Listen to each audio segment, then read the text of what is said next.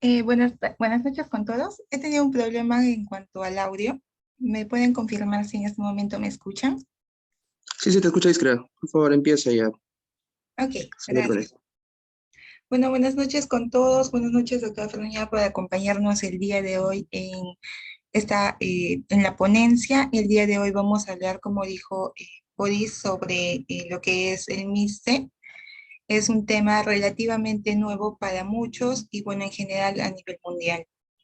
Y bueno, un tema que por el diagnóstico y por la casuística es muy importante saberlo.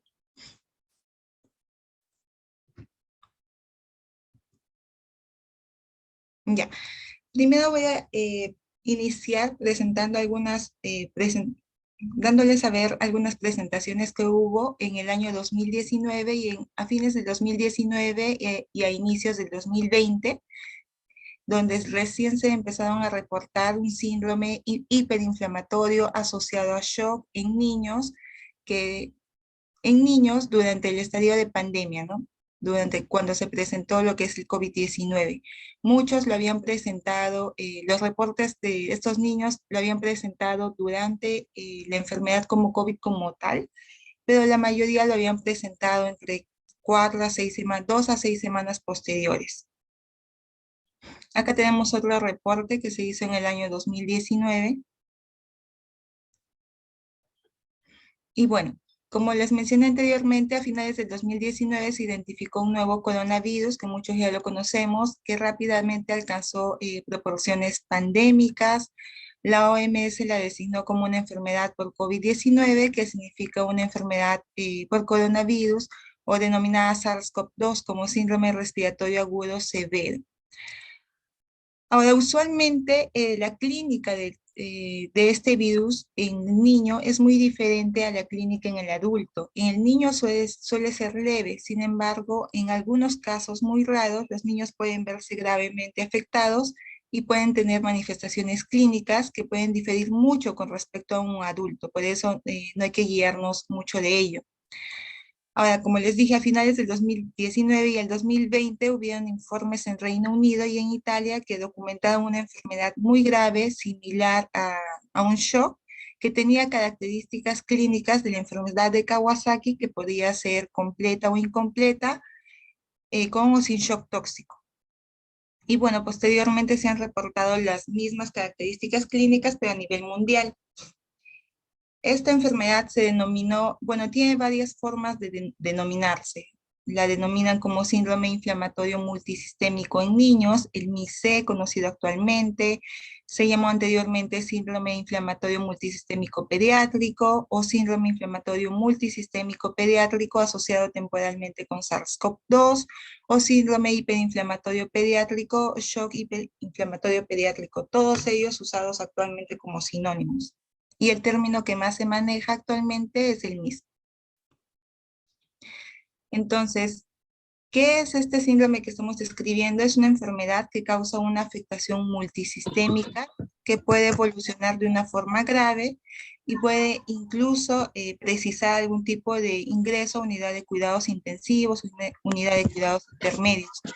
Va muy de la mano y está muy asociada a la clínica con respecto a la miocarditis y también al shock cardiogénico, que es algo que vamos a verlo muy diferente a la clínica de un Kawasaki típico.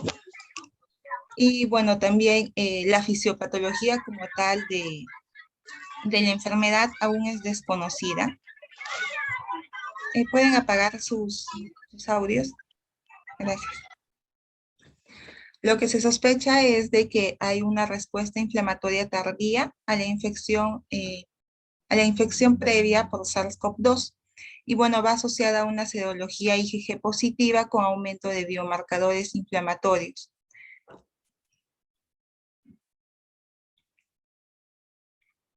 Ahora, en cuanto a la epidemiología, en general, como vamos a ver, ocurre en menos del 1% de los niños que han presentado la infección por SARS-CoV-2. Se puede presentar, hay literatura que dice entre 2 a 6 semanas posteriores a la infección y otra que dice entre 4 o incluso más de 6 semanas de la primoinfección. Tiene una edad media entre 9 En general es menos de 21 años o menos de 19 años, pero la edad promedio es 9 años. Es a predominio del sexo masculino, por lo poco que se ha visto. Se da generalmente en un niño que es previamente sano, que no tiene ninguna enfermedad de base. Está más asociado a niños que han tenido algún tipo de comorbilidad, dentro de ellos algún tipo de síndrome metabólico, y más asociado a niños con obesidad. También niños que tienen patología respiratoria de fondo. Y bueno, está asociado a, como dije anteriormente, al antecedente de una primoinfección o al antecedente de un contacto conocido con diagnóstico de SARS-CoV-2. Bueno, en el gráfico que les muestro a la mano derecha, es un gráfico que demuestra cómo aumentó la incidencia en cuanto a los casos de COVID-19, la infección, la primoinfección, y cómo posterior a ello fueron aumentando los casos, pero ya con la denominación del MIS.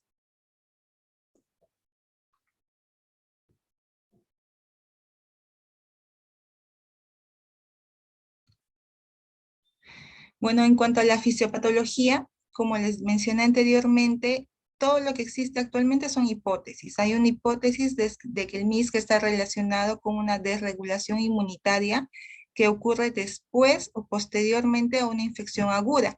Sin embargo, en un nuevo reporte del 2021 hay casos que se han reportado que se da durante la infección aguda por el COVID-19, o sea, se sobrepone. Ahora, usualmente lo que se ha visto es de que la PCR, el examen por PCR es negativo, pero tiene una serología positiva. Como les dije anteriormente, en cuanto a la clínica, la enfermedad tiene bastante similitud con la enfermedad de Kawasaki, también con el síndrome de activación de macrófagos y el síndrome de liberación de citoquinas. Ahora, la teoría dice de que se produce por una desregulación inmunitaria producida por anticuerpos de inmunoglobulina G que se produjeron por una primoinfección, que se mantienen persistentes y que tienen bastante capacidad para activar lo que son los monocitos, produciendo de esa forma citopenias persistentes, como la linfopenia de células T. Se produce una activación de células T, CD8, y de esta forma se produce una tormenta de citoquinas sistémicas con un daño multiorgánico y con inflamación generalizada. Bueno, en cuanto a las manifestaciones clínicas, vamos a ir poco a poco de acuerdo a los porcentajes de aparición de acuerdo a la enfermedad. Primero, ¿cuándo debemos de sospechar de que estamos ante un MIS? Cuando tenemos el historial o el antecedente tanto del niño o de un familiar conocido que puede tener COVID-19 documentado o sospechado. Documentado por el hecho de que puede tener su prueba de PCR o su prueba bueno, en general su prueba de hisopado, o puede ser un familiar o el mismo niño que previo a la manifestación clínica actual haya tenido un cuadro de vías respiratorias altas o un familiar con este cuadro. Y bueno, como característica, esta clínica se manifiesta 2 a 6 semanas posteriores, pero como lo dije anteriormente, puede extenderse. Ahora, dentro de las manifestaciones clínicas tenemos diversas. Puede haber un compromiso de la membrana mucosa. Vamos a encontrar labios rojos, hinchados, la lengua aframbuesada, que como lo dije es bastante característico o parecido a lo que es una enfermedad por Kawasaki, pero este tipo de clínica solo lo vamos a encontrar en un 27 hasta un 76%. Lo que sí es llamativo es la fiebre. La fiebre tiene una duración media entre 4 a 6 días, con promedio de 5 días, pero puede persistir más, que se manifiesta en todos los pacientes con la clínica de MIS. Aparte de ello, podemos encontrar rash cutáneo, bueno, a nivel de todo el cuerpo, también a predominio de palmas y a predominio de plantas de pies, que puede encontrarse entre un 45 y a un 76%. Podemos llegar a tener síntomas neurocognitivos. Dentro de ellos los más llamativos son el dolor de cabeza, el letargo, la confusión, pero menos del 3% de estos pacientes hacen clínica neurológica severa, que pueden llegar a tener convulsiones, manifestarse como algún tipo de enfermedad cerebrovascular o incluso hacer clínica de una encefalitis subaguda. También se han reportado síntomas gastrointestinales que puede darse entre un 60 a un 100%, dentro de ellos el más característico el dolor abdominal, también la asociación a vómitos y bueno, con menos frecuencia la diarrea. Hay que tener en cuenta esta manifestación porque hay que diferenciarlo de otro tipo de manifestaciones quirúrgicas, puesto que una de las complicaciones o una de las manifestaciones clínicas más exacerbadas de este cuadro se puede traducir incluso en perforación intestinal y puede ser similar incluso a una apendicitis, por eso el diagnóstico diferencial. También se puede asociar a la clínica conjuntivitis, que usualmente no es conjuntivitis secretora, como puede ser la bacteriana, se puede llegar a parecer más a una conjuntivitis viral y lo podemos encontrar entre un 30 a un 80%. Los síntomas respiratorios no son muy frecuentes. Hay literatura que dice de que si es que va asociada o sobrepuesta al COVID, a la infección aguda por COVID-19, es mucho más llamativa y puede presentarse y asociarse con más tos. Pero en los niños que tienen específicamente MIS sin ninguna clínica sobreagregada, los síntomas respiratorios son mucho menos. Ahora también podemos encontrar dolor de garganta entre un 10 a 16%, podemos encontrar edema en manos y en pies, y también las linfadenopatías que no son muy características. Ahora, como lo mencioné anteriormente, pueden tener clínica neurológica grave como encefalopatía y convulsiones, coma y accidentes cerebrovasculares. También, se puede ver que algunos niños han tenido ileitis terminal. Incluso tienen colitis en la colonoscopía cuando se les realiza. Y bueno, en el caso de MIS particularmente, los síntomas respiratorios, como les dije, no es específicamente por foco pulmonar, sino que están más asociados a shock o más asociados a un edema pulmonar cardiogénico como complicación de la clínica. Entonces, tenemos un niño que está con fiebre persistente, más de 5 días, aparentemente sin un foco llamativo, que puede o no tener síntomas respiratorios, dentro de ellos tos, dolor de garganta, característico el dolor abdominal, que tiene un exantema a nivel de piel, que tiene signos de conjuntivitis, que puede tener hinchazón o edema en manos, en pies, que puede tener una adenopatía, la lengua frambuesada, y con toda esa clínica vamos a tener el diagnóstico diferencial principal, que es la enfermedad por Kawasaki. Entonces, en MIF se parece mucho a una enfermedad por Kawasaki completa o una enfermedad por Kawasaki incompleta.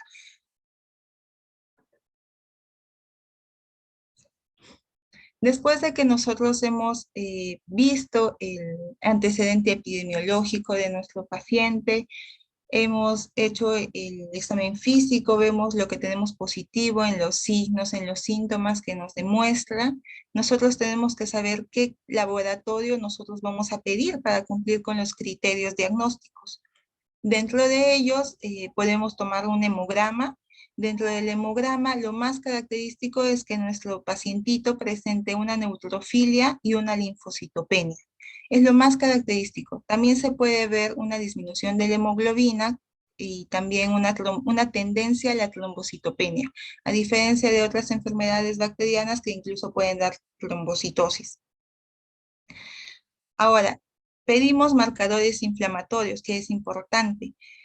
Dentro de los marcadores inflamatorios podemos pedir una PCR, de forma característica la elevación del BCG, el dímero D y la ferritina, que son los que más se usan.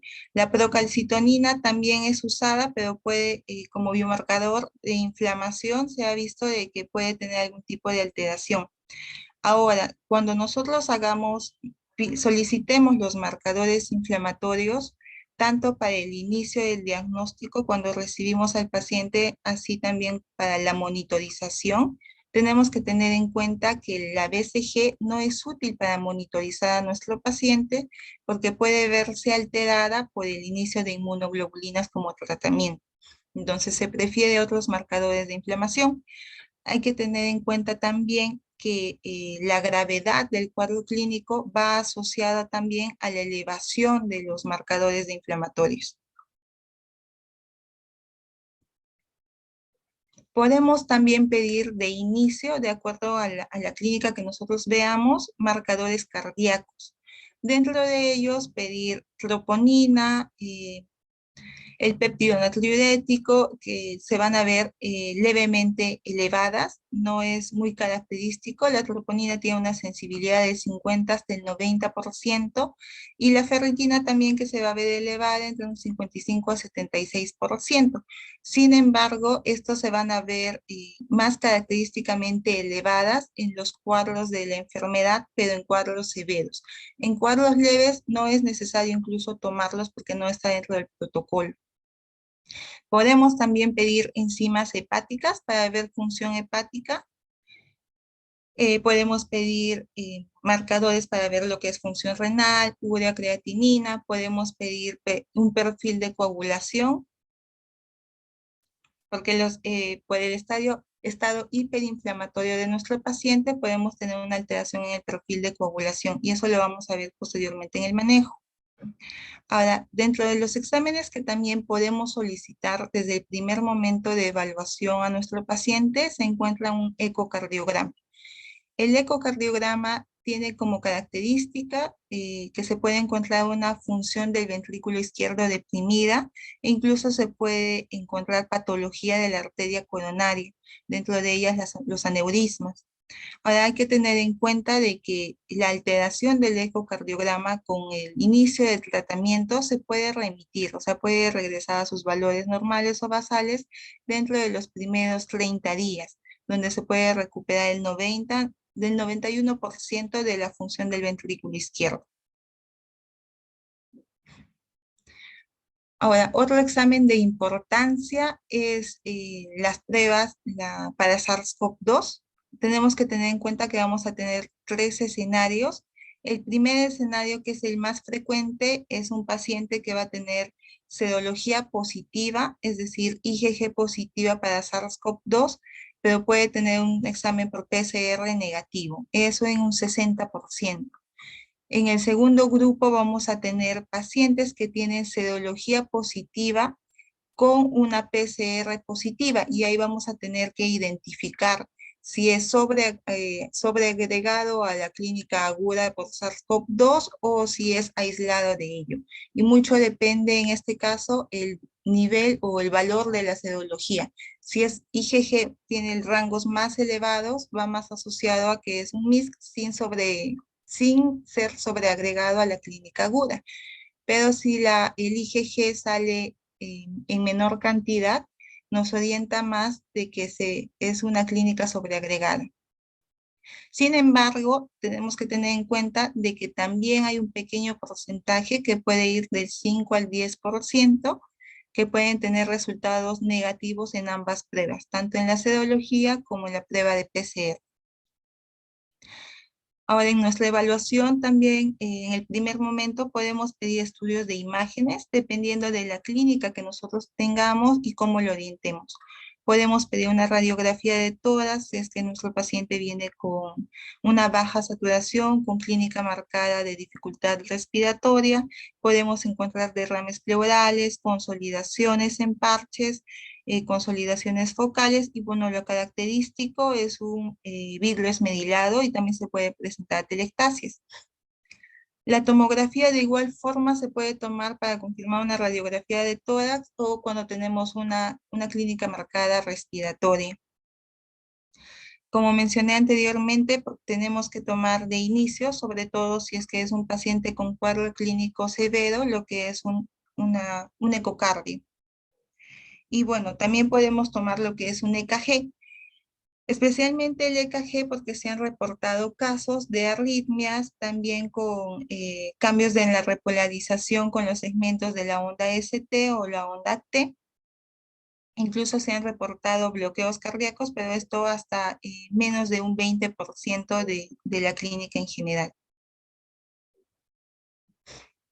Entonces, con todo lo que nosotros hemos mencionado anteriormente, vamos a tener lo que es la definición de caso de un síndrome inflamatorio multisistémico. Vamos a tener dos tipos de criterios. El primero es el de la CDC y el segundo es de la OMS. Tienen algunas diferencias, pero la mayoría son similares. En cuanto a la CDC, debe cumplir 4 criterios. Uno de ellos es que sea un paciente menor de 21 años. En segundo punto, debe tener una presentación clínica consistente de MIS. Quiere decir que tiene que tener fiebre, que puede ser una fiebre documentada mayor de 38, mayor a 24 horas, o un reporte de fiebre subjetiva. También tenemos que tener marcadores de inflamación, como lo hemos mencionado. Aparte de ello, podemos pedir un hemograma donde vamos a tener la característica que es la linfopenia y la neutrofilia.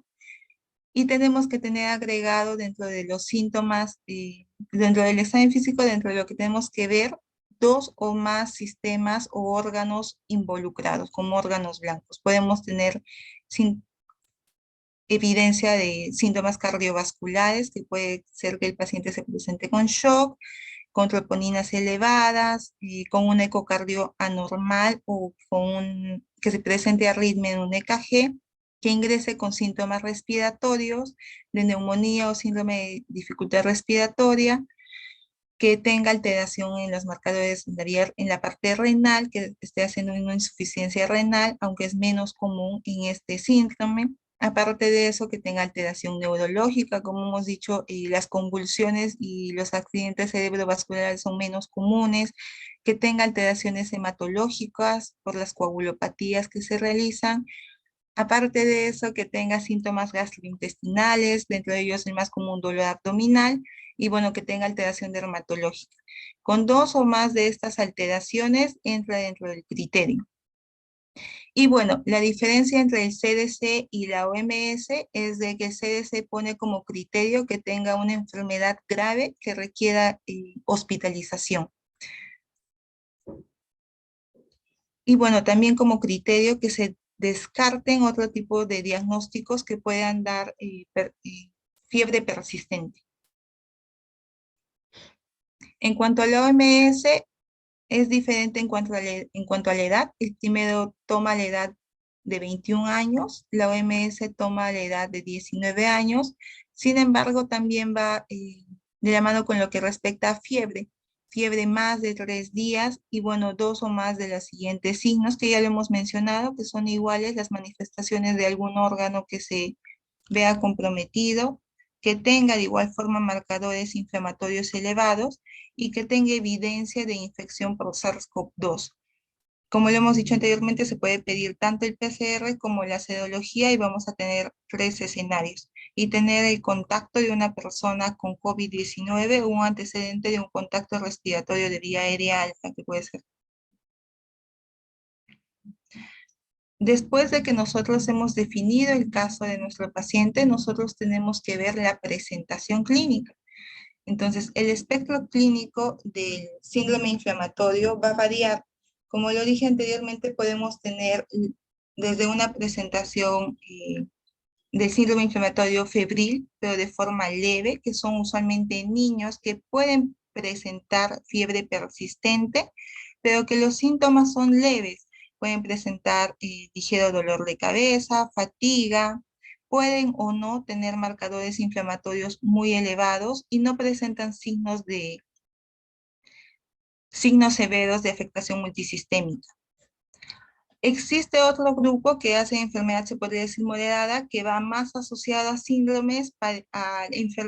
a síntomas parecidos a lo que es la enfermedad de Kawasaki. En este caso son niños que tienen criterios de Kawasaki completo, puede ser incompleto, que pueden o no presentarse con shock y llegan a presentar un síndrome multisistémico severo y pueden llegar a comprometer un órgano blanco. Y luego tenemos el MIS severo como tal, que son niños que presentan fiebre, que presentan marcadores elevados inflamatorios, que aparte de eso tienen clínica multisistémica severa, que tienen clínica cardíaca y que presentan shock.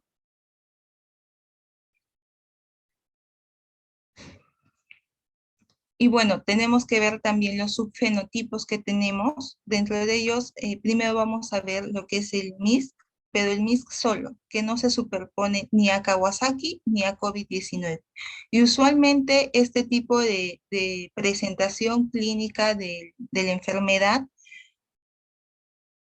tiene compromiso cardiovascular y tiene también compromiso gastrointestinal bastante elevado. Tiene bastante probabilidad de sufrir shock, disfunción cardíaca y tiene un aumento bastante llamativo de lo que es la PCR y también la ferritina como marcadores de inflamación, a diferencia del subfenotipo que va asociado a lo que es la clínica de Kawasaki, que usualmente va más con exantema, más con afectación mucocutánea, pero no va muy de la mano con lo que es el shock y con la disfunción miocardíaca.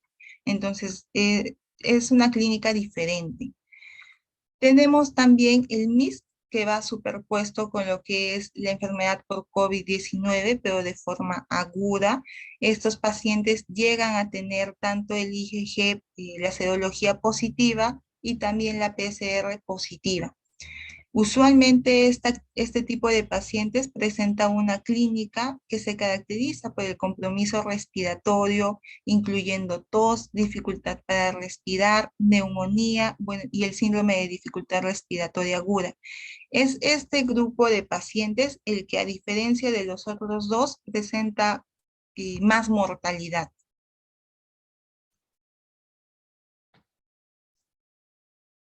Entonces, es importante que cuando nosotros orientemos el diagnóstico, antes de ir al manejo, al tratamiento como tal, tenemos que hacer un diagnóstico diferencial de otras enfermedades potenciales.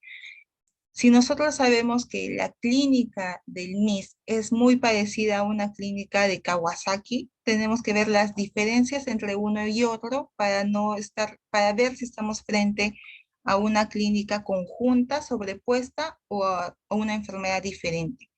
En el caso de la enfermedad por MIS, son usualmente niños mayores, como hemos dicho, va en un promedio de 9 años, niños mayores y adolescentes. Sin embargo, la enfermedad de Kawasaki clásica es más común en bebés y en niños más pequeños. Ahora, los síntomas gastrointestinales van más asociados a lo que es el MIS, pero son menos comunes en un Kawasaki clásico. Y como lo mencioné anteriormente, la disfunción miocárdica y el shock se presentan con más frecuencia en el MIS. Ahora, en cuanto a los marcadores inflamatorios, están más elevados tanto el PCR, la ferritina y el dímero D en MIS, y están menos elevados en lo que es una enfermedad por Kawasaki. Tenemos que diferenciarlo también de otra enfermedad, que es el COVID-19 como tal, agudo, y que no esté sobrepuesto. Y de esta forma vamos a ver que MIS tiene un antecedente de infección conocido, que puede variar entre 2 a 6 semanas anteriores, con síntomas febriles e inflamatorios. Sin embargo, el COVID-19 se da en una persona que está aparentemente sana y que no ha presentado una clínica previa. Ahora, en la enfermedad aguda por COVID-19 se caracteriza porque puede llegar a presentar una afectación pulmonar grave, a diferencia de un MIS-C, que con menor frecuencia la presenta. Y bueno, la disfunción miocárdica y el shock de igual forma están más asociados a lo que es el MIS-C. Y bueno, acá tenemos un cuadro que nos va a dar una diferenciación tanto en lo que es etnia, etiología, de lo que ya hemos hablado para diferenciar una enfermedad de Kawasaki y para diferenciar lo que es un MIS, que tenemos que tener en cuenta. Otros diagnósticos diferenciales potenciales que tenemos que tener al momento de nuestra evaluación es descartar que se trate de una sepsis bacteriana. Esto se considera bastante importante porque también son niños que pueden llegar a la emergencia presentando fiebre, shock, con marcadores inflamatorios elevados. En este tipo de pacientes es importante agregar hemocultivos desde el inicio de manejo y se puede pensar en iniciar una terapia antibiótica empírica desde el inicio.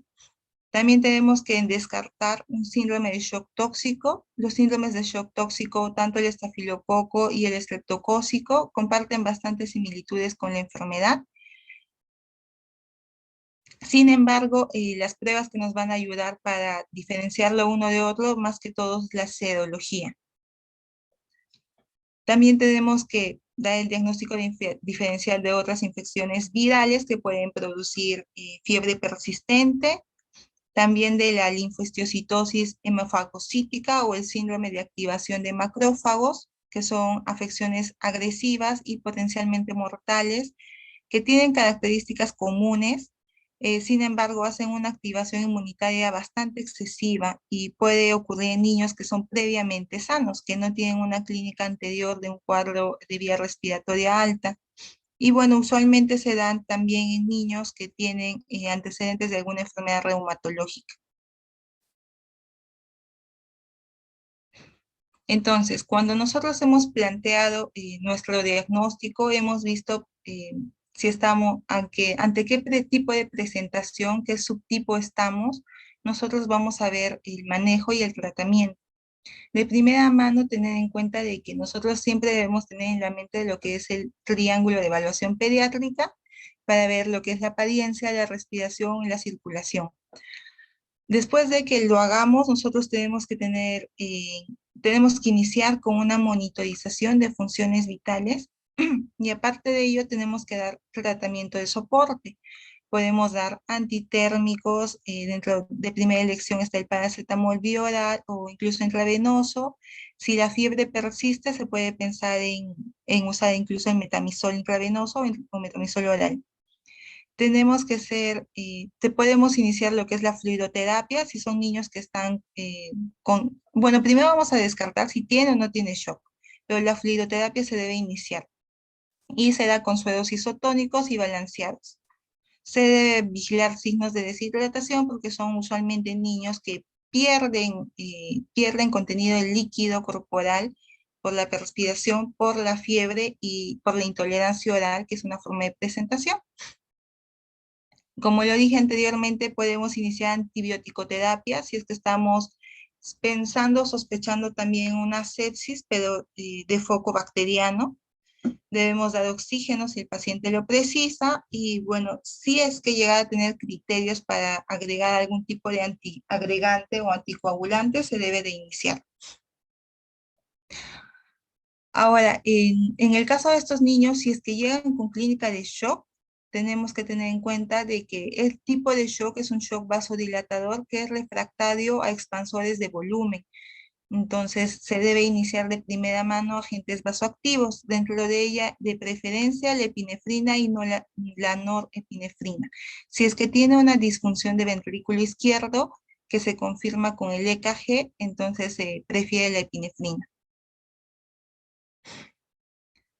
También tenemos que tener en cuenta que tenemos que valorar la parte cardiológica, que es la que más se ve afectada en esta enfermedad. Se recomienda realizar una ecocardiografía y una electrocardiografía de inicio. Aparte de eso, se piden lo que son los biomarcadores, que ya los vimos, para ver lesión cardíaca, dentro de ellos la troponina y el péptido natriurético, que se debe de pedir durante las primeras 12 horas de ingreso y se debe repetir si no hay mejoría clínica y también como control para el tratamiento que vamos a ver, ¿no? Que vamos a estar administrando nosotros. En cuanto al seguimiento del paciente desde el enfoque cardíaco, el estudio del ecocardiograma y de los marcadores se debe dar a las 72 horas y se debe valorar una ecocardiografía en 1 a 2 semanas. Y bueno, también se puede repetir 6 semanas después del diagnóstico. Ahora, si es que los biomarcadores a las 72 horas aumentan, se puede repetir el estudio cada 24 horas.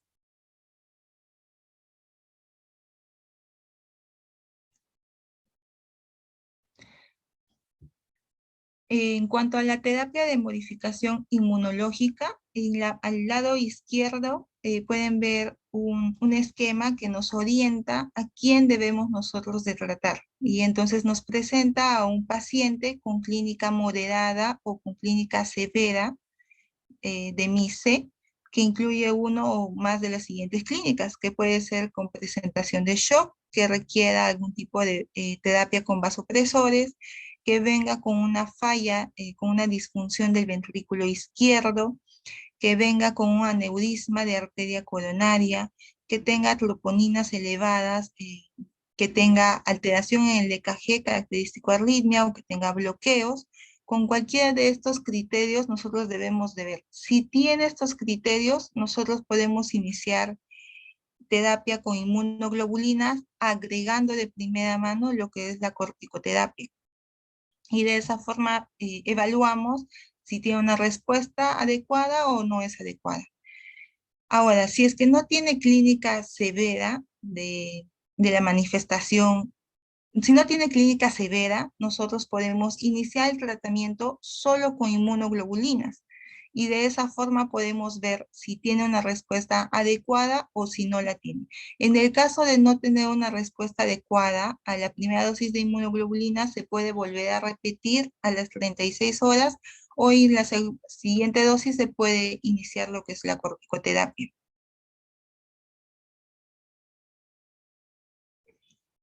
Y bueno, aquí tenemos el esquema. Las inmunoglobulinas, la guía dice de que debemos de iniciar con una dosis de 2 gramos por kilogramo y se debe administrar en una sola infusión en 8 a 12 horas. Si es que nuestro niño es obeso, primero se debe calcular el peso ideal y la dosis se debe de dar según el peso ideal. Si el paciente tiene disfunción cardíaca y si tiene disfunción cardíaca y pensamos de que no va a tolerar la infusión o el volumen que vamos a administrar, podemos fragmentar la dosis en 2 días consecutivos. Aparte de ello, si es que el paciente no presenta una mejoría clínica después de la primera dosis de inmunoglobulinas, se puede volver a administrar una segunda dosis a las 36 horas de la finalización de la primera inmunoglobulina. Esto si es que persiste fiebre o si es que persiste la clínica. Ahora, los glucocorticoides se dan al inicio siempre y cuando tenga manifestaciones de severidad. Si no tiene manifestaciones de severidad, se espera a la respuesta con las inmunoglobulinas.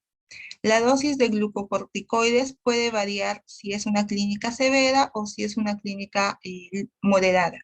Si es una clínica moderada, la guía dice de que podemos dar entre 1 a 2 miligramos por kilogramo por día de metilprednisolona y se debe de dividir en 2 dosis.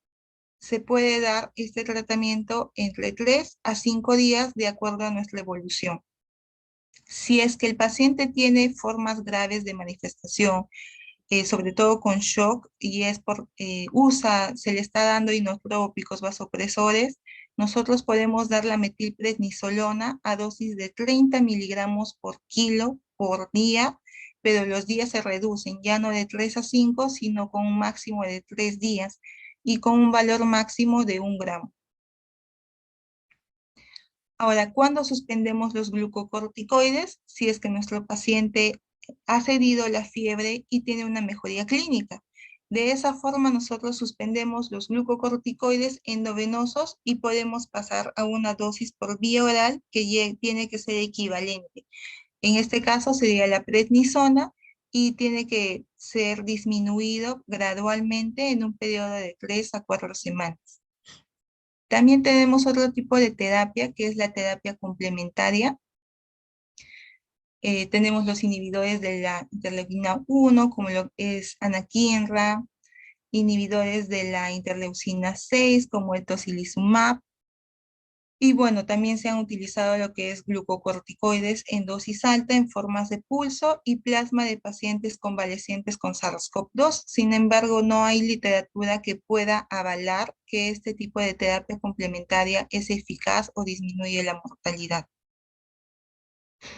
Entonces, la eficacia del tratamiento que hemos presentado se basa en la evidencia que se tiene de algunos estudios que se hizo. Uno de los estudios es el estudio internacional de Estados Unidos, así como el estudio internacional que se hizo en Italia, todos basándose en los criterios de lo que es la OMS. Ahora, lo que se ha visto es que hay una mejoría en lo que es la fiebre persistente y recurrente en los tres estudios que se presentaron, tanto con la terapia combinada como con la monoterapia con inmunoglobulina, pero más asociado a la terapia combinada. Ahora también se ha visto una reducción de la necesidad de soporte hemodinámico, tanto en los estudios de Estados Unidos como en los estudios de Francia e Italia, donde se encontraron que la terapia combinada en comparación de la inmunoglobulina sola se asoció con una menor necesidad de soporte hemodinámico. También se ha visto una mejoría en lo que es la función ventricular. En los estudios de Estados Unidos y de Francia, los pacientes que recibieron la terapia combinada tenían menos probabilidad de tener disfunción del ventrículo izquierdo 1 o 2 días después de iniciar el tratamiento. Y como lo dije anteriormente, se ha visto que recuperan hasta el 90% de su función normal durante los primeros 30 días.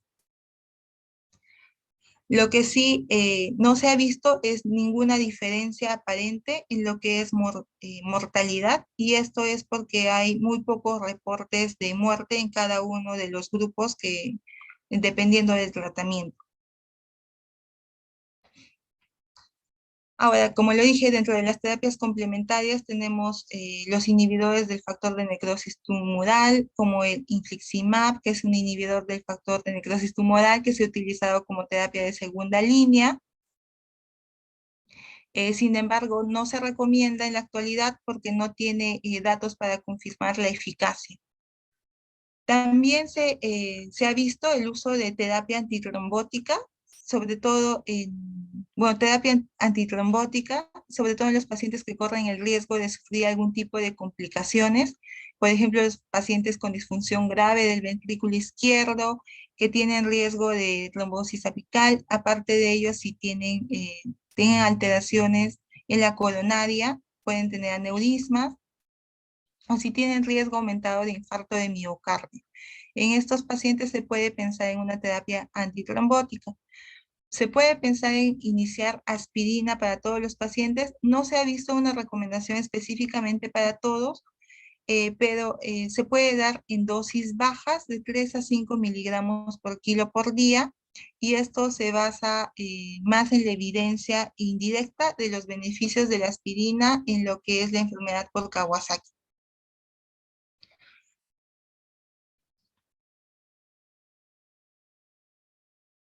Podemos utilizar también anticoagulantes. Los anticoagulantes están recomendados según los siguientes criterios. Primero, que tenga un dímero D igual o superior a 6 veces su valor normal, que sea un paciente que tenga presencia de trombosis diagnosticada, un paciente inmovilizado, un paciente que tenga presencia de aneurismas gigantes, disfunción severa del ventrículo izquierdo, que tenga antecedentes personales o familiares de enfermedades tromboembólicas, o algún tipo de antecedente personal de patología isquémica arterial.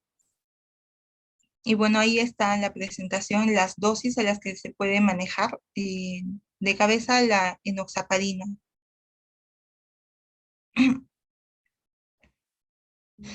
Ahora, otro grupo de pacientes en los que se recomienda el uso de los anticoagulantes son pacientes que tienen, como lo dije, disfunción grave del ventrículo izquierdo. Siempre tenemos que valorar que el niño no tenga mayor riesgo de presentar una hemorragia. Es decir, si presenta una trombocitopenia marcada en el hemograma o presenta una hemorragia visible, nosotros no debemos de optar por el uso de anticoagulantes.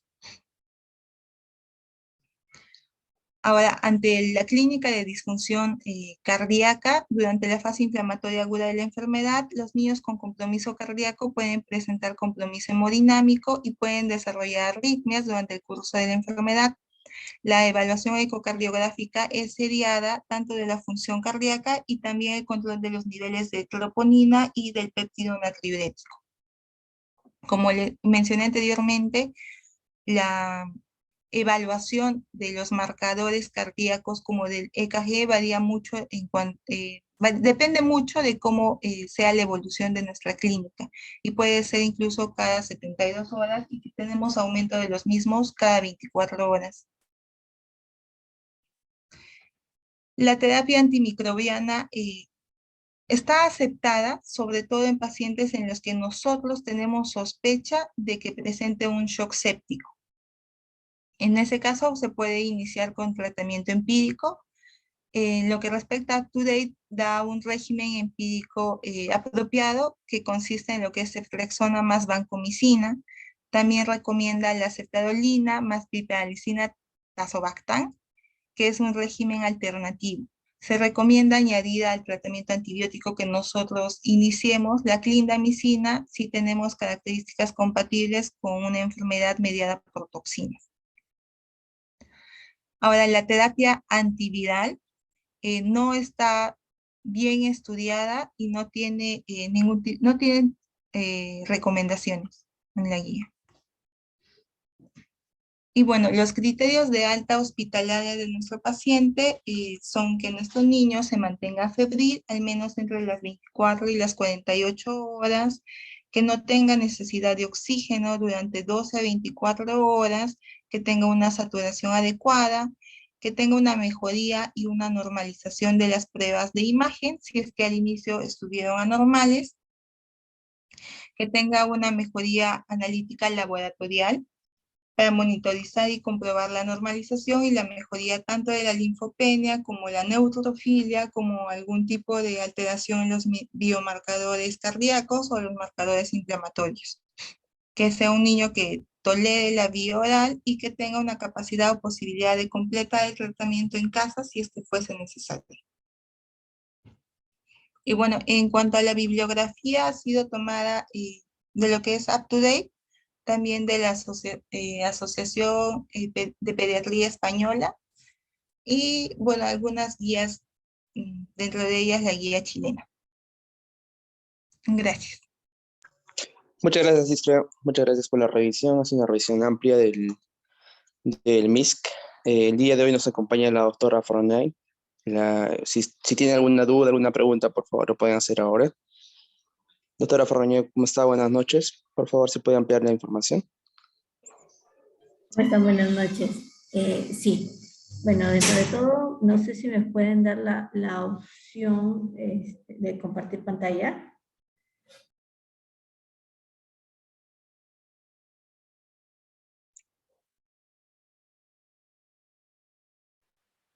Sí, Boris, por favor, compártele a la doctora la opción. Sí, un momento, por favor, un momento. Estoy viendo la opción.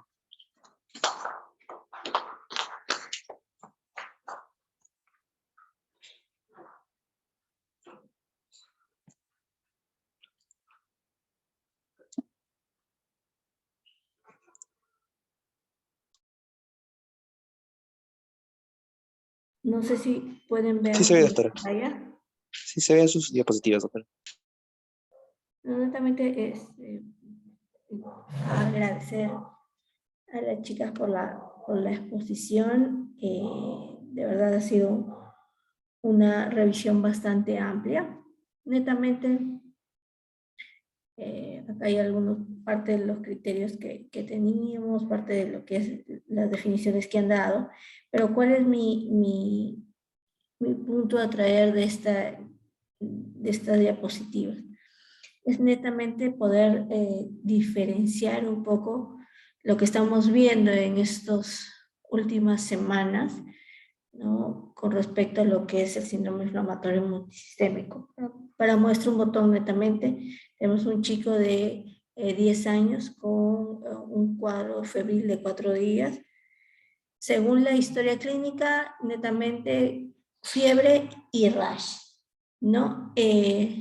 Ya sacando un poco más la historia clínica de desde el punto de vista de la anamnesis, ampliándola, teníamos un dolor abdominal difuso, presencia de vómitos antes de llegar y motivo por el cual acude a la emergencia, pero en emergencia ya no se evidenciaron estos vómitos, solamente la parte de la fiebre de rash. Hasta el momento que llegó a la emergencia, un manejo sintomático, lo único que teníamos de antecedente más o menos llamativo era que había casos de COVID en enero del 2022, intradomiciliarios, pero aparentemente con una prueba antigénica negativa y la catalogaron como una reacción adversa a medicamentos, ya que el tratamiento sintomático había sido netamente a base de metamizol, ¿no? Este es el pequeñito. Tenemos, como se puede evidenciar aquí, inyección conjuntival, los edemas, ¿no? Un rash por parches, pero lo que llamaba la atención en el momento de la evaluación, que era su 5º día de enfermedad, era la tendencia al sueño, ¿no? La tendencia al sueño de un niño que había llegado jugando con el celular, que había llegado febril, pero con un poco de molestias inespecíficas,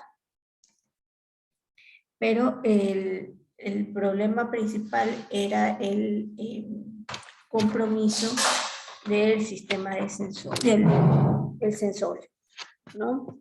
Entonces, llamaba la atención en el momento que se le hizo la evaluación.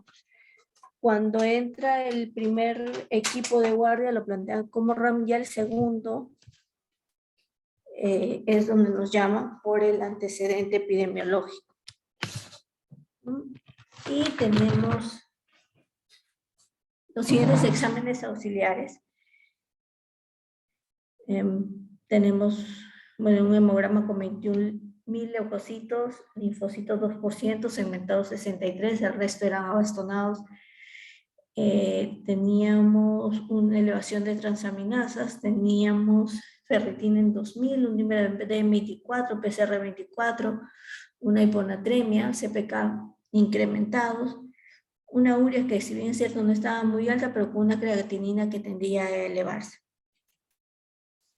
Entonces, esto fue un caso que hemos visto, era cuestión de unos 2 días, ¿no? Eric posteriormente tuvo una serología positiva para SARS-CoV-2 y IgG. Él llegó a unidad de terapia intensiva, ya que hizo un problema por la tarde, después que lo evaluamos y solicitamos la administración de inmunoglobulinas ya ante el grado de severidad por compromiso neurológico de corticoides, hace hipotensión y ya bueno, ahora que podemos ya valorarlo, porque en ese momento no teníamos los valores de CPK ni de ferritina, pero podemos ya evidenciar su compromiso cardíaco. Cuando hacen la ecocardio, no lo tengo en físico, pero sí había una disfunción ventricular. Entonces, ¿cuál es la característica principal que tenemos a comparación de Kawasaki, que ya teníamos como el antecedente de un síndrome febril cutáneo?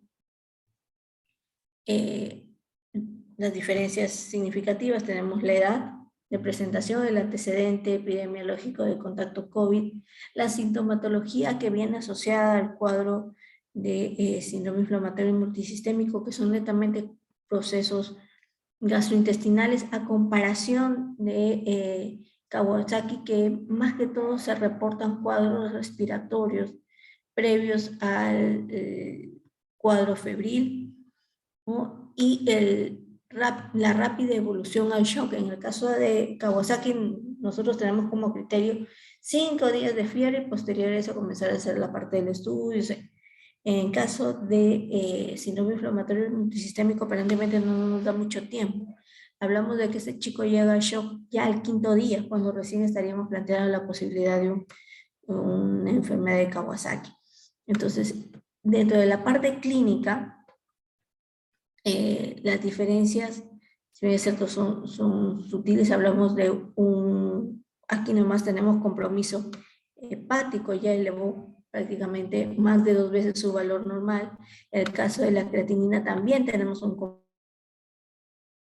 compromiso ya de elevación de creatinina, sospecha de proceso renal, sin hablar de un compromiso sistémico con una hiponatremia. La cascada inflamatoria es mucho más severa en el cuadro de síndrome inflamatorio multisistémico, lo que nos traduciría la agresividad, la intensidad y la rapidez con la que tenemos que instaurar el tratamiento. Felicitar a las chicas por la ponencia. No sé si es que tienen alguna pregunta adicional. Dejo de compartir.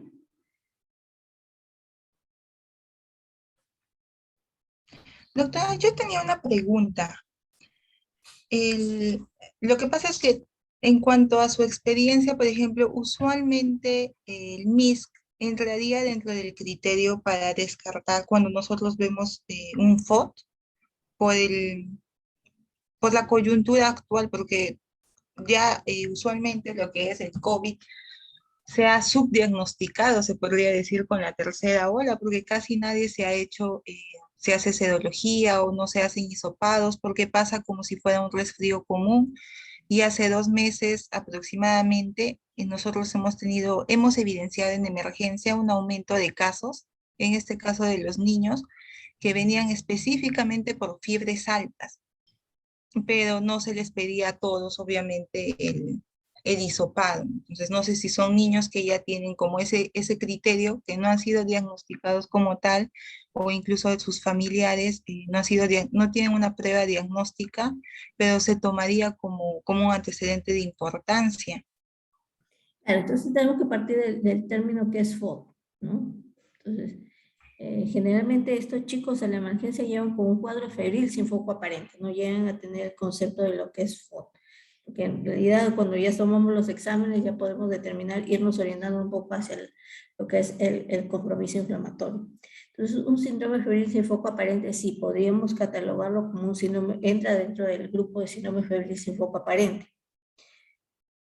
Cuando nosotros tenemos de primera instancia la valoración de un paciente febril cuyo manifestación principal son solamente fiebre, un deterioro sistémico importante, pacientes decaídos, que no les baja la fiebre de manera rápida y que no encontramos un foco más que por ahí un episodio de vómito que ha tenido un dolor abdominal de manera intermitente. Entonces, lo que nosotros debemos hacer, en todo caso, bajo una sospecha, es enfocarnos al antecedente epidemiológico. Alguien en casa o alguien ha tenido sintomatología compatible con COVID, obviamente no lo vamos a describir así tal cual. Alguien ha tenido síntomas compatibles con COVID, ¿no? Entonces lo que tenemos que hacer es, alguien ha estado resfriado, alguien ha estado teniendo fiebre, o a ustedes les ha dado COVID en el transcurso de las últimas semanas o meses. No, doctora, pero por ahí señalan que el tío o la familia, alguien en la familia ha estado con cuadro respiratorio, que por ahí estuvo tosiendo y que lo contagió él también con un producto de proceso respiratorio alto, pero si llegara a ser fiebre, por ejemplo, ¿no? Entonces, esos antecedentes sí llaman a pensar que de todas maneras tenemos que hacer un estudio hacia ese punto. Lo básico que pedimos es un hemograma, PCR. Ahora, generalmente los procesos virales en sí no incrementan mucho el PCR. Tenemos como valoración más o menos dentro de lo que es para nuestro hospital el punto de corte de 1, ¿no? Pero si ya estamos hablando de un punto para identificar un PCR mayor de 6, bajo el criterio de un punto de corte de 1 y a 6, ya estamos hablando de un compromiso inflamatorio importante. Generalmente lo relacionamos mucho con un cuadro bacteriano, ¿no? Pero un cuadro viral no me va a llegar a una manifestación de un PCR tan incrementado.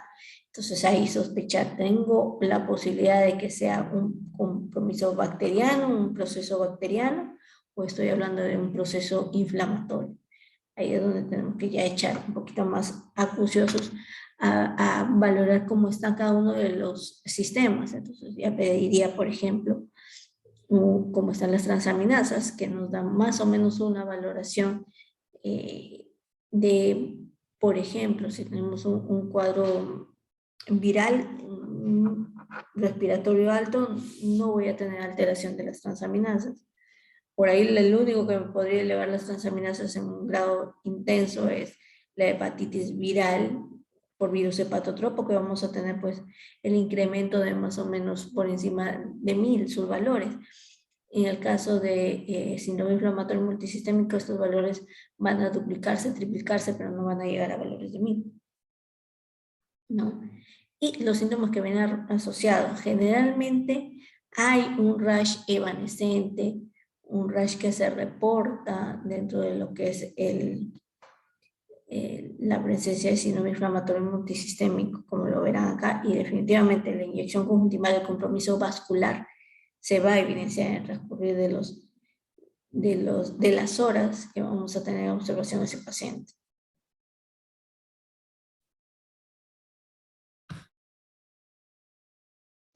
Doctora, hay una pregunta. En cuanto a los marcadores inflamatorios, ¿solamente con el PCR yo lo puedo tomar como un criterio para MISC o necesariamente tendría que tener dímero de ferritina elevados?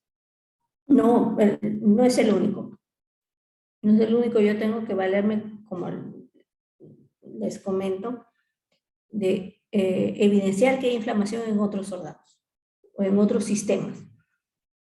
Entonces, en ese sentido, yo no tengo dímero D, por ejemplo, en el hospital, pero sí puedo tener transaminasas, sí puedo tener, por ejemplo, DHL, ¿no? Ir juntando criterios laboratoriales. Entonces, ok, tengo un hemograma con una leucocitosis a predominio de neutrófilos con linfopenia, o si no es una infección aguda por COVID, es un proceso post-COVID, porque así nomás los procesos virales no me van a incrementar neutrófilos. Generalmente los procesos bacterianos son los que me incrementan neutrófilos de una manera significativa, pero para llegar a un incremento de manera significativa tengo ya que tener mayor evidencia de foco. Entonces, por eso es que la tendencia es, si yo tengo un hemograma, un PCR, lo básico, pero si tengo un PCR que está fuera de mi esquema de la severidad del cuadro que yo estoy viendo, yo tendría que tener un criterio para poder valorar la presencia de un síndrome inflamatorio multisistémico. Ahora estamos hablando de un síndrome febril solo sin foco aparente. Acuérdense que el COVID tiene, el síndrome inflamatorio multisistémico tiene más manifestaciones que lo acompañan. Inyección conjuntival, tenemos el rash, tenemos, en el caso de los síntomas inespecíficos, dolor abdominal, vómitos. Entonces, que engloba todo eso, ya juntando sintomatología, bueno, obviamente voy a encaminar mucho mejor el laboratorio.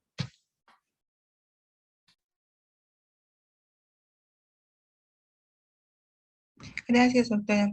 Le hacía esas preguntas, sobre todo porque en este momento tenemos en hospitalización una niña que bueno, en realidad es una niña de 9 meses, como para intentar presentársela, que solamente viene con clínica de fiebre, pero es una fiebre de 9 días consecutivos, que anteriormente, 15 días en realidad, pero que se dio parcialmente por 5 días con tratamiento antibiótico aparente.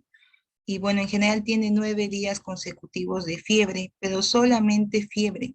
No tiene antecedentes epidemiológicos de importancia, no tiene viajes recientes, y la única clínica que ella tiene es, bueno, la parte en la que es muy irritable, con tendencia al sueño, una fiebre persistente, y después no tiene visceromegalias, no tiene adenopatías, ha presentado tiene lesiones en piel, pero son lesiones antiguas que la mamá lo relaciona más por picadura de insectos. Y aparte de eso, no tiene nada más. Por el hecho de que es menor de 1 año, no da muchos signos de que se le pueda estar o no doliendo el abdomen. Se le ha hecho exámenes de laboratorio, y dentro de esos exámenes de laboratorio, por ejemplo, tiene un hemograma que está en 31.000 leucocitos a predominio de neutrófilos, con neutrofilia. tiene un PCR que está en 23, los marcadores de perfil hepático están en rango normal, y aparte de ello se le ha pedido marcadores cardíacos que también están en rango normal y se le va a hacer un ecocardio. Entonces, por eso quería saber si a su experiencia de usted se podría tratar de un MIS, bueno. Creo que Generalmente también tenía vómitos, me parece, esa niña, Bueno, añadido a sí, todo lo que se ha 2 días mencionado. antes, 2 días antes del ingreso a emergencia presentó también vómitos. Pues la clínica de irritabilidad, vómitos y tendencia al sueño se hizo una punción lumbar en el momento del ingreso, porque está 2 días en hospitalización, 2 días cumpliendo con el día de hoy. Y la punción lumbar ha salido normal, no tiene proteinorraquia, glucosa está normal, no tiene leucocitos, se ha mandado igual un Enterpex que se está cruzando, pero más clínica no tiene, y tampoco al examen físico no tiene nada llamativo. Claro, dentro de lo que es, no tengo que dejar de perder la perspectiva de otro tipo de patologías. Dentro de niños menores de 1 año, la tendencia a ser Kawasaki, a no tener una Kawasaki-like completo, está, pero no es la única causa. O sea, si es que a mí me dicen una niña de 1 año con cuadro de vómitos, tendencia al sueño, ¿no? Irritabilidad, lo primero que yo tendría que hacer es como ustedes lo han hecho, ¿no? Una punción lumbar para descartar un problema neurológico. Lo segundo, su examen de orina. Y tercero, buscar, en este caso, buscar parte de un síndrome inflamatorio post-COVID, ¿no? Dentro de lo que podríamos plantear, si no es la solicitud de una ecocardio, que vendría a ser un examen prioritario, también tendríamos que pensar en solicitarle pues su prueba de serología para SARS-CoV-2.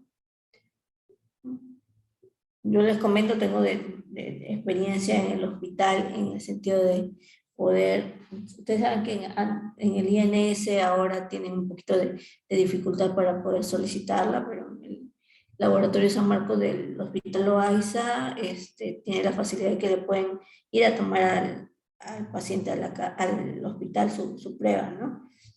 Entonces eso nos ha servido mucho para poder hacer diagnósticos de manera rápida. Y el resultado está en menos de mediodía.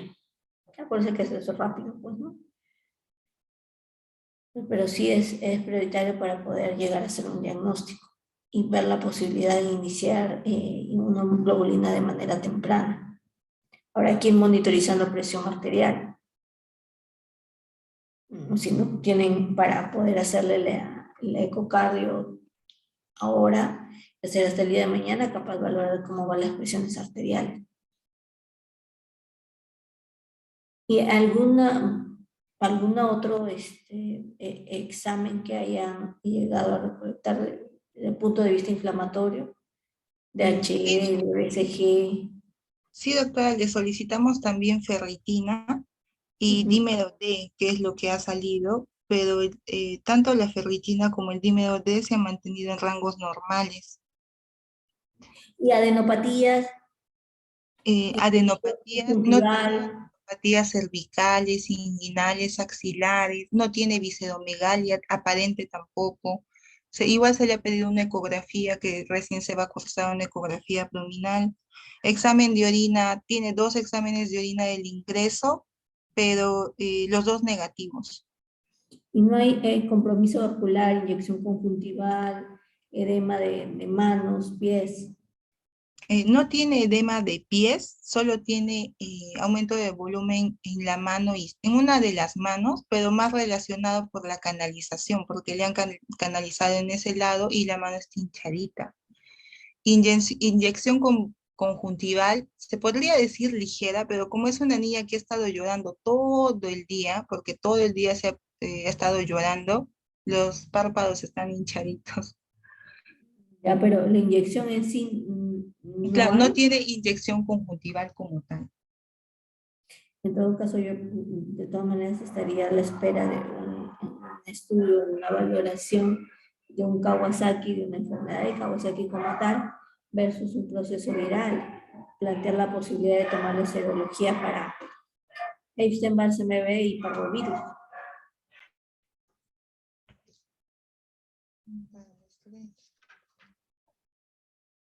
Hasta que podemos ver el ecocardio y que no haya mayor problema, ¿no? Ahora, ¿qué es lo que hemos visto también y qué es lo que nos reporta la gente del extranjero? El doctor Deville, cuando estuvimos conversando con respecto a lo que es el síndrome inflamatorio multisistémico, me comentaba que hay un grupo importante de chicos que remiten de manera espontánea el proceso, ¿no? Sin necesidad de administrar inmunoglobulinas, sin necesidad de administrar corticoides. En realidad la tendencia es siempre y cuando haya un compromiso, como bien hablaba, de compromiso severo de órgano, compromiso de proceso, disfunción ventricular, aneurismas, trastorno de la conducción, ¿no? Pero si es que no encontramos eso, incluso ellos tienen una casuística en California de pacientes que han remitido de manera espontánea. Pero eso sí llegando a ser el diagnóstico por parte serológico y clínicamente, ¿no?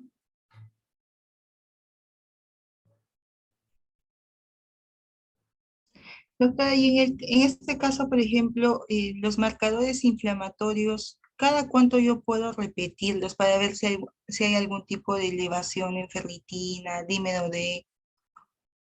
48, 72 horas. 48 si ves que su paciente se deteriora y 72 si es que el paciente está tranquilo.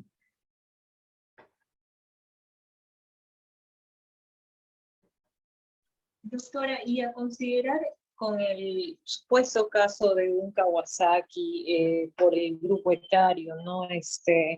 ¿Se podría esperar todavía más aparición de síntomas? Bueno, porque el diagnóstico no es, juntar criterios, aunque no aparezcan al mismo tiempo, ¿no? Puede aparecer en diferentes momentos, pero ya teniendo ya casi 2 semanas de fiebre, ¿se podría esperar todavía sintomatología para juntar criterios para Kawasaki? Sí, generalmente, por ejemplo, en el caso de Kawasaki, nosotros podemos darnos el lujo, digo yo, de esperar la ecocardio, por ejemplo, si tenemos compromiso de vasos, presencia de aneurismas. En el transcurrir de los días vamos a ver la presencia de trombocitosis, pero lo que nos hablaría ya la presencia de una trombocitosis marcada que puede llegar hasta 1.200.000, es que el proceso ya está culminando. Y es por eso que en esa etapa se administra pues el ácido cítrico salicílico en dosis anticoagulantes, antitrombóticas, ¿no? Antiagregante plaquetario.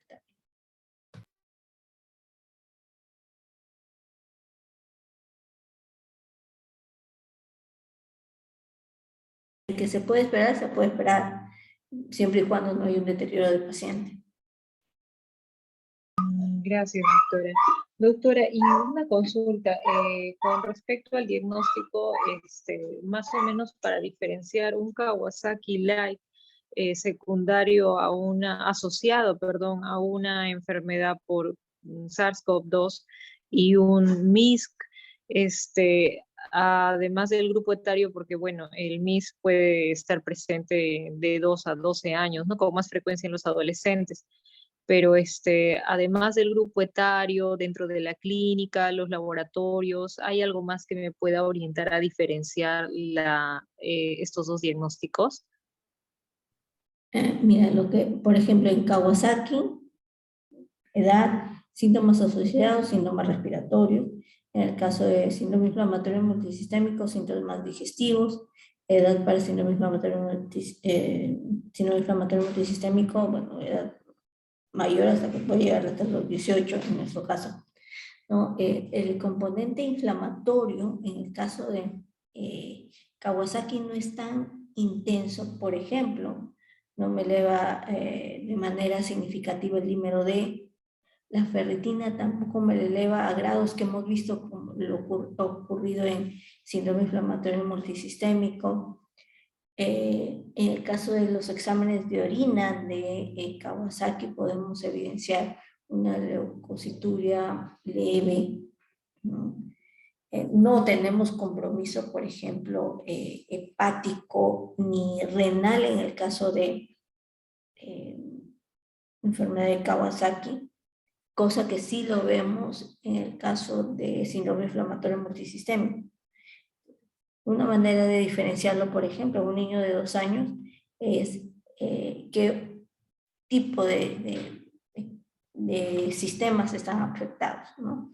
Entonces yo voy a tener que en la enfermedad de Kawasaki, la presencia aparte de la inyección conjuntival, la irritabilidad, el exantema, los edemas, y la edad voy a tener pues una leucocitosis no tan marcada que no va a alterar lo que es la función renal, ni tampoco me puede alterar mucho la función hepática. Lo altera en una porción mínima a comparación de lo que vemos en intensidad de Kawasaki, de síndrome inflamatorio multisistémico, puede llegar a 200, 300 de transaminasas, que prácticamente es 10 veces su valor. Al igual que un compromiso de la función renal. Pero no contento con eso, por ejemplo, sí se ha visto de manera mucho más específica que las alteraciones electrolíticas también se dan mucho más, están presentes en pacientes con síndrome inflamatorio multisistémico. Por eso es que le presentaba, por ejemplo, los datos que tenemos relevantes en el caso que les presenté. Tenemos un sodio en 128. Ya hay un compromiso mayor. El compromiso inflamatorio es mucho más agresivo e intenso que en el Kawasaki, que de verdad en el Kawasaki también teníamos problemas para terminar de hacer el diagnóstico porque era bastante inespecífico. Pero en el caso de enfermedad inflamatoria, del síndrome inflamatorio multisistémico, la intensidad del proceso inflamatorio es 10 veces lo que encontramos en Kawasaki, a nivel de laboratorial. Gracias, doctora.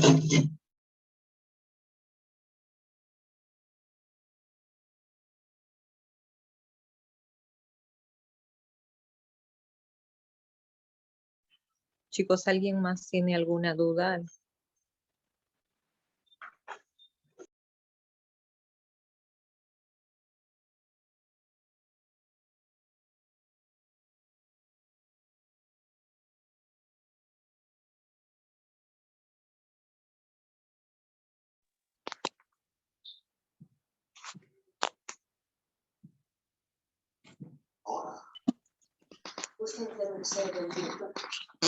Muchas gracias, doctora, por su presentación. Veo que ya los puntos fueron aclarados de todos los doctores. Veo que ya nadie va a hacer alguna pregunta más. Fue una buena exposición, una amplia revisión. Muchas gracias por su participación hoy día. Muchas gracias a todos por estar presentes el día de hoy. Si alguien más tiene alguna duda, por favor que lo diga ahora.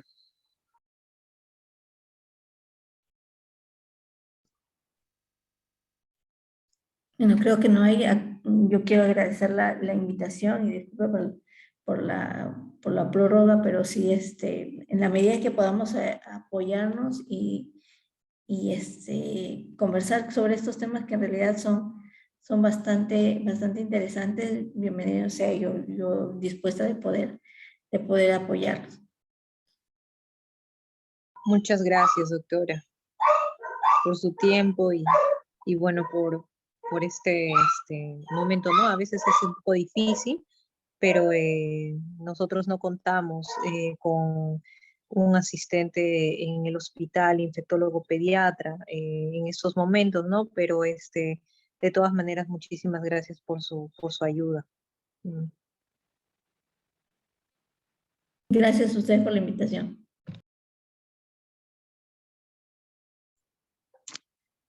Bueno, entonces damos por terminado la charla del día de hoy. Muchas gracias, doctora. Que tenga buenas noches. Buenas noches con todos. Hasta luego. Buenas noches. Buenas noches. Buenas noches, doctora.